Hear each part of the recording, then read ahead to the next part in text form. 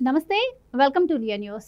చంద్రబాబు గారు మొన్న ఈ మధ్య ఢిల్లీ టూర్ వెళ్ళినప్పుడు అక్కడ మీడియాతో ఒక మాట అన్నారు. అమరావతి రాజధానిగా నిర్మింపబడితే జగన్మోహన్ రెడ్డికి వచ్చిన నష్టం ఏంటి అని. దీనిపై సాక్షి మీడియాలో ఒక ఆర్టికల్నే ప్రచురించారు. జగన్మోహన్ రెడ్డి ఏనాడు కూడా ఆంధ్రప్రదేశ్కి అమరావతి రాజధాని వద్దు అని అనలేదంట. ఆ ఆర్టికల్ యొక్క సారాంశం అది. మరి నిజంగానే జగన్మోహన్ రెడ్డి ఏనాడు అమరావతి రాజధానిగా ఉండొద్దు అని అనలేదా? వాళ్ళు చెప్తున్నటువంటి మాటల్లో వాస్తవం ఎంత అన్న విషయాలు తెలుసుకుందాం. మనతో పాటు ఉన్నారు సీనియర్ పొలిటికల్ అనలిస్ట్ అంకమరావు గారు. నమస్కారం సార్. నమస్తే అమ్మా. సార్, జగన్మోహన్ రెడ్డి గారు ఎప్పుడు కూడా అమరావతిని రాజధానిగా వద్దు అని అనలేదంట. అమరావతిలో రాజధాని కడితే ప్రజలపైన కొండంత భారం పడుతుంది కాబట్టి కొన్ని ప్లేసుల్లో కట్టుకోండి అని చెప్పి ఆయన సలహా ఇచ్చారంట, కానీ ఎప్పుడు కూడా అమరావతి రాజధాని వద్దు అని అనలేదంట.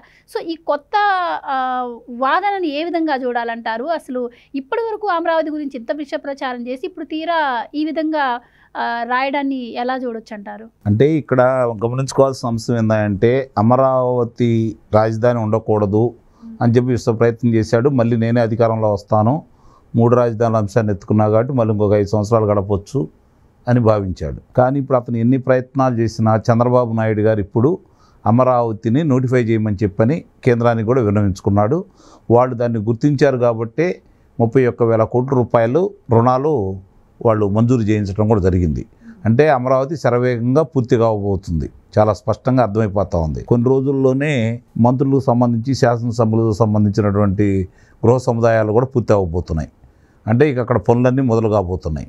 ఈ మొదలయ్యే క్రమంలో మననే టెండర్లు పెట్టడం కూడా జరిగింది. ఈ టెండర్లు తీసుకున్నప్పుడు ఇక పనులన్నీ మొదలవుతాయి, కేంద్రం నుంచి నిధులు కూడా రావడం మొదలైంది. కాబట్టి ఇక ఆలస్యం కాకుండా అమరావతి అనేది త్వరితగతిన ఏదైతే ఉందో క్రమపద్ధతి ప్రకారం ముందు ఏది పూర్తి చేయాలి ఏంటనే ఆలోచనతో ఆయన ముందుకెళ్ళిపోతానే ఉన్నాడు. ఎన్ని అడ్డంకులు పెట్టినా అదైతే ఆగేది కాదు. అమరావతి 2019 మే 30 వరకు ఎలా ఉంది, మే 30 వరకు ఎలా ఉంది? రాజధాని ప్రాంతంలో ఎన్ని వేల ప్రొక్లైనర్లు కావచ్చు, లేకపోతే జేసీబీలు కావచ్చు, పనులు చేసుకుంటూ వెళ్ళిపోయినాయి. ఎంతమంది అక్కడ ఉండి పనులు చేసుకుంటూ ఉన్నారు? తర్వాత 5 సంవత్సరాలు ఏం చేసావు క్షుణ్ణంగా అందరికీ తెలుసు. 3 రాజధానులు అంతా నువ్వే. అమరావతిలో శాసనసభ మాత్రమే ఉంటుంది, పరిపాలనా రాజధాని విశాఖపట్నం అన్నావు, న్యాయ రాజధాని కర్నూలు అన్నావు. అక్కడ నువ్వేమీ చేయలేదు, కానీ ఆ విధంగా కూడా ముందుకెళ్ళలేదు. న్యాయస్థానం ముట్టికాయలు వేసింది. విషయాలన్నీ క్షుణ్ణంగా, ఎందుకంటే న్యాయస్థానంలో చంద్రబాబు నాయుడు గారు ప్రజలని అంటే రైతుల్ని, ప్రభుత్వం, సిఆర్డిఏ ముగ్గురిని కలిపి సిఆర్డిఏ నిబంధనల ప్రకారం ఆ రోజు ఒప్పందం చేసుకోవడం కూడా జరిగింది. దానికి ఎవరు అతిక్రమించకూడదు, రైతులను భాగస్వాములు చేయడానికి కారణం కూడా అదే. మరి ఆ రోజు నువ్వు శాసనసభ సాక్షిగా విజయవాడ గుంటూరు మధ్య రాజధాని పెట్టడం నాకు అంగీకారమే, 30,000 ఎకరాలు తక్కువ ఉండకూడదని చెప్పింది నువ్వే. నేను అధికారంలోకి వచ్చిన తర్వాత, అధికారం రాబోయే ముందు ఇక్కడే ఇల్లు కట్టుకుంటున్నాను అని చెప్పి మీ వాళ్ళతో చెప్పించి నేను ఇక్కడుంటే చేస్తున్నాను, అమరావతి రాజధాని చెప్పింది మీరే.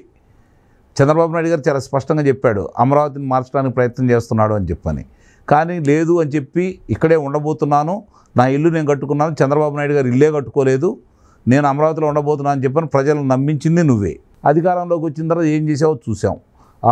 ఆ రైతులను కావచ్చు, మహిళలను కావచ్చు, మరి ఆ ప్రాంత ప్రజలను కావచ్చు, ఎన్ని హింసలు పెట్టి ఎన్ని ఇబ్బందులు పెట్టారో స్పష్టంగా చూసాం. ఈరోజు చంద్రబాబు నాయుడు గారు అమరావతి రాజధాని కడితే జగన్మోహన్ రెడ్డికి నష్టం ఏంటి అన్నాడు. నిజంగానే అంటాడు. ఏంటి నష్టం జగన్మోహన్ రెడ్డికి? ఎందుకు వస్తుంది?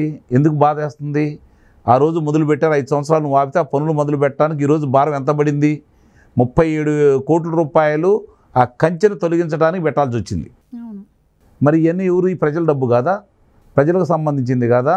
ఇప్పుడు నువ్వు తీసుకెళ్ళి రిషికొండ ప్యాలెస్ని 500 కోట్ల రూపాయలు పెట్టి ఖర్చు చేసి కట్టావు. అది ప్రజల డబ్బు కాదా? నీ జేబులో డబ్బులు ఏమైనా ఇచ్చావా? నీ జేబులో డబ్బులు అవన్నీ? ఈరోజు ప్రజల మీద భారం ఎవరు మోపారు? అప్పులు ఎవరు మోపారు?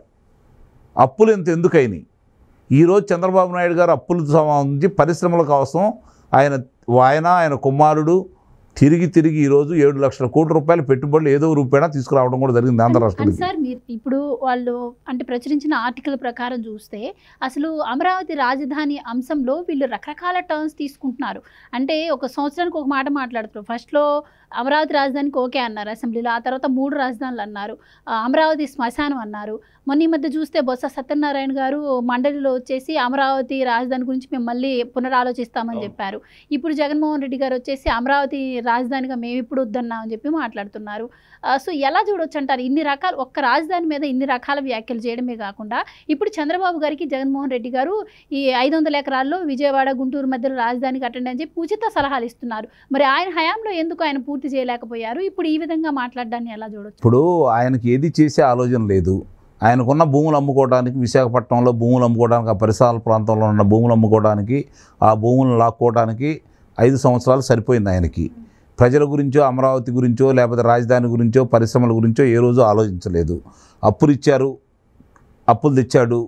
రాష్ట్రానికి 2,60,00,000 రూపాయల 2,63,000 కోట్ల రూపాయలు బటన్ నొక్కి అందజేశానని చెప్పాడు. మిగిలిన అప్పులకు సంబంధించి సమాధానం అయితే లేదు. ఏం జరిగిందో చెప్పలేకపోతున్నాడు. రాష్ట్రానికి వచ్చిన ఆదాయం ఎటులిందో చెప్పలేకపోతున్నాడు. ఇవన్నీ కూడా లెక్కలు తీస్తున్నారు కాబట్టి ఇంటి పక్కదారి మళ్లించడానికి అన్ని విషయాలు ప్రజలకు క్షుణ్ణంగా అర్థమైపోయింది కాబట్టి ఏదో ఒక అంశం ఇప్పుడు వేగవంతంగా ముందుకెళ్తుంది. పరిశ్రమలు రాబోతున్నాయి, కేంద్ర పెట్టుబడులు రాబోతున్నాయి. ఇవన్నీ ఎట్టొకట్ట ఆపాలనే ప్రయత్నంలో భాగంగా మాత్రమే అతను ఈ విధంగా మాట్లాడుతున్నాడు. అతను పత్రిక కావచ్చు, ప్రసార మాధ్యమం కావచ్చు, అనుకూలమైన వాడు కావచ్చు, ఆ విధంగా ప్రచారం చేస్తున్నారు. మళ్ళీ ఎవరైతే అతనితో పాటు నడిచి రాష్ట్రానికి వ్యతిరేకంగా వాళ్ళకు అనుగుణంగా మాట్లాడారో తిరిగి వాళ్ళందరినీ బయటికి తీసుకొచ్చేసి వాళ్ళ చేత మాట్లాడిస్తున్నాడు. ఎవరు ఏమి చేసినా, ఎవరు ఎన్ని ప్రయత్నాలు చేసినా, ఎవరు ఎంత దీని మీద కుంభకోణాలు చేయాలని ప్రయత్నం చేసినా, ఆపాలని ప్రయత్నం చేసినా, విషయాన్ని ప్రచారం చేసినా కూడా ప్రజలు నమ్మే పరిస్థితులు లేరు. 4 సంవత్సరాల సమయం ఉంది, వేగవంతంగా పూర్తయిపోతాయి. శాసనసభ, మరి సచివాలయం, న్యాయస్థానం 3 పూర్తయిపోతాయి. ఈలోపు పనులు ఎక్కడి నుంచి మొదలవుతాయి. అక్కడ రహదారులు కావచ్చు, మిగిలినవన్నీ కూడా అందరూ సహకరించడానికి సిద్ధంగా ఉన్నారు. గతంలో ఇవ్వనన్న వాళ్ళు కూడా మొత్తం పూర్తయిపోతాయి. పనులన్నీ జరుగుతూ ఉంటాయి, ప్రశాంతంగా ఉంటుంది. రాజధానికి పెట్టుబడులు వస్తాయి. ఇప్పుడు విద్యా సంస్థలు ఇంకో 2 ప్రతిష్టాత్మక విద్యా సంస్థలు రాబోతున్నాయి. ఇంకా కొన్ని విద్యా సంస్థలు రావడానికి ప్రయత్నం జరుగుతున్నాయి. అవన్నీ వచ్చి పనులు మొదలయ్యి వాళ్ళ పనుల్లో వాడిన తర్వాత వీళ్ళ గురించి పట్టించుకోరు. అసలు వీళ్ళు మాట్లాడడానికి బయట ఉంటే కదా, మొన్న ఢిల్లీలో సిఏఏ సమావేశం జరిగిన తర్వాత చంద్రబాబు గారు ఒక మాట అన్నారు. ఏ పని తలపెట్టినా అది పూర్తి అయితే నాకు పేరు వస్తుందని చెప్పి గతంలోనూ ఇలాంటి విమర్శలు నామేజ్ చేశారు, ఇప్పుడు ఈ విమర్శలు నామేజ్ చేస్తున్నారు. అంటే ఏ కార్యక్రమం తలపెట్టినా చంద్రబాబు గారికి పేరు రాకూడదని చెప్పి ఇప్పుడు అమరావతి విషయంలో కూడా వాళ్ళు మాట్లాడిన మాటలు ఆ విధంగానే అనిపిస్తున్నాయి. అండ్ ముఖ్యంగా ఇప్పటికి కూడా అమరావతి రాజధాని కడితే ఆంధ్రప్రదేశ్ అప్పుల్లోకి వెళ్ళిపోతుంది, ప్రజలపైన భారం పడుతుంది, ఉన్న భూమి సరిపోయినట్టు మళ్ళీ ఎందుకు, ఈ విధమైన ప్రచారాలను ఎలా చూడొచ్చు? అప్పుల్లో భారం పడుతున్న మాట నిజమే, ఒప్పుకుందాం. మనం అప్పులు చేస్తే భారమే పడిద్ది. అప్పులు చేసి తింటే భారం అయిద్దా? అప్పులు చేసి ఒక ఇళ్ళో, ఒక పరిశ్రమో, లేకపోతే ఆదాయం వచ్చేదాన్ని సమకూర్చుకుంటే ఆ వచ్చే ఆదాయంతో అప్పులు తీర్చుకుంటే భారం తగ్గిద్దా? తింటే భారం అయిద్ది. ఎప్పుడు తీర్చలేం కదా, అమ్ముకొని తీర్చాలా. రాజధానిలో తాకట్టు పెడితివి, విశాఖపట్నంలో భూములు తాకట్టు పెడితివి, విజయపట్నంలో భవనాలు తాకట్టు పెడితివి, ప్రభుత్వాలకు సంబంధించి తాకట్టు పెడితివి. అది గొప్ప. తాకట్టు పెట్టకుండా ఈరోజు పరిశ్రమల ద్వారాను కేంద్రం నుంచి రాయితీల రూపేణా 15,000 కోట్ల రూపాయలు గ్రాంట్ రూపేణా వచ్చింది కదా. ఇప్పుడు రేపు పొద్దున రాజధాని ఈ అప్పుల్లో జమ కడుతున్నాడు అతను. దానికి దీనికి సంబంధం లేదనే అవగాహన ఆయనకు లేక కాదు. 10 సార్లు అయితే ప్రజలు నమ్మకపోతారా? గతంలో 2014 2019 వరకు ఇదే విధమైన ప్రచారం చేసి మనం విజయం సాధించాం కదా. మళ్ళీ ఎందుకు సాధించం అనే ఆలోచనతో చేస్తున్నారే తప్ప రెండో ఆలోచన అయితే వాళ్ళకి కాదు. ఇప్పుడు వాళ్ళు ఏం చెప్పినా ఇనే పరిస్థితుల్లో ప్రజలైతే లేరు. ప్రజలకు క్షుణ్ణంగా అర్థమైపోయింది. అతనికంటే ఘోరంగా కనుక వీళ్ళు పరిపాలన చేస్తే ప్రజలు ఏమైనా ఆలోచిస్తారేమో, కానీ ప్రస్తుతానికైతే ప్రజలు అతని గురించి కానీ అతని పార్టీ గురించి కానీ ఆలోచించే పరిస్థితులు అయితే లేరు. థ్యాంక్ యూ సో మచ్ అండి. నమస్తే అమ్మా. Please subscribe to Leo news for more videos.